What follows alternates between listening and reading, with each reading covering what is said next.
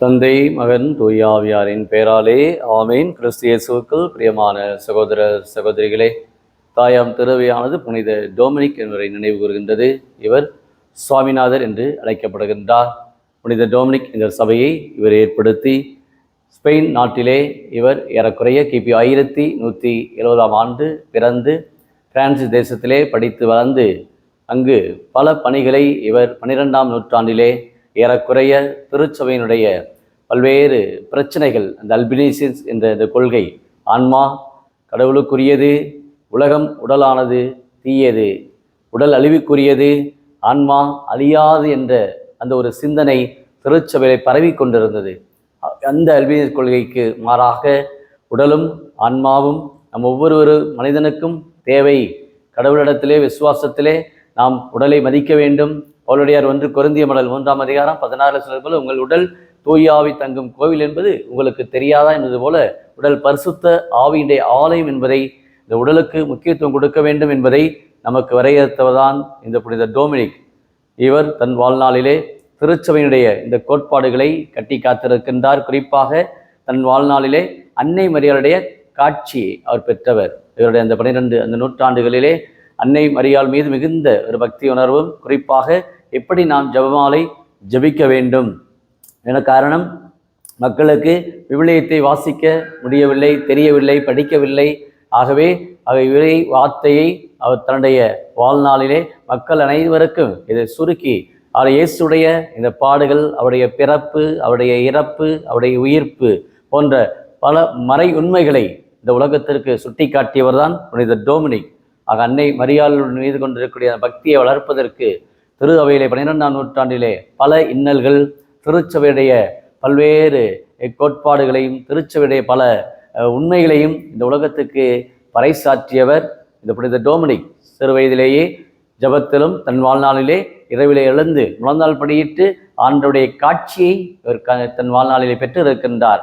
நம்பிக்கை உணர்வோடு தன் வாழ்நாளிலே பல இன்னல்கள், அவநம்பிக்கை இருந்தாலும் கடவுள் என்னை பாதுகாப்பார், கடவுள் எனக்கு வழி நடத்துவார், நிச்சயம் என்னுடைய வாழ்விலே நம்பிக்கை உண்டு என்பதை இன்றைய இந்த முதல் வாசகத்திலே அபாக்கு சொல்வது போல, ஏதோ ஆண்டவருடைய அணுக்கெடுத்து எனக்கு காட்சி எழுதிவை விரைவாய் ஓடுகிறவனும் படிக்கும் வண்ணம் பலவைகளில் தெளிவாய் எழுது, குறித்த காலத்தில் நிறைவேறுவதற்காக காட்சி இன்னும் காத்திருக்கிறது, முடிவை நோக்கி விரைந்து செல்கின்றது, ஒரு காலம் பொய்க்காது, அது காலம் தாழ்த்தி வருவதாக தோன்றினால் எதிர்பார்த்து காத்திரு, அது நிறைவேறியே தீரும், காலம் தாழ்த்தாது.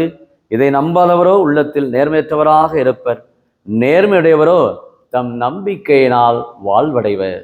ஆக நம்பிக்கை என்றது நாம் நேர்மையோடு வாழ்வது. அது அபிரகாம் ஆண்டவர் மீது நம்பிக்கை கொண்டார், அதை நீதியாக கருதினார் என்பதை பார்க்கிறோம். அதான் அவர் கேட்கின்றார், பொல்லாதவர் தம்மை விட நேர்மையாளவரை இன்றைக்கு விழுங்கும் போது நீர் ஏன் மௌனமாக இருக்கிறீர் என்று அபாக்கு ஆண்டவரை பார்த்து கேள்வி எழுப்புகிறார். நிறைய பேருடைய வாழ்க்கையிலே நான் இவ்வளவு அநியாயத்தை என்னுடைய வாழ்நாளிலே நான் செய்யவில்லையே, நான் நேர்மையாக வாழ்கின்றனே, நான் ஏன் துன்புற வேண்டும் கேட்கிறார். பொல்லாதவர் தம்மை விட நேர்மையாளரை விழுங்கும் போது நீர் ஏன் மௌனமாக இருக்கிறீர். ஆக நன்மை செய்வர்களுக்கு இன்றைக்கு காலம் இல்லை, நல்லது செய்வர்களுக்கு இன்றைக்கு பொல்லாப்பு போன்ற பல உண்மைகள் இன்றைக்கு நம்முடைய வாழ்விலே இன்றைக்கி நாம் கண்டுகொண்டே இருக்கிறோம். நல்லது செய்தாலே இன்றைக்கி வாழ்வு இல்லை என்பது.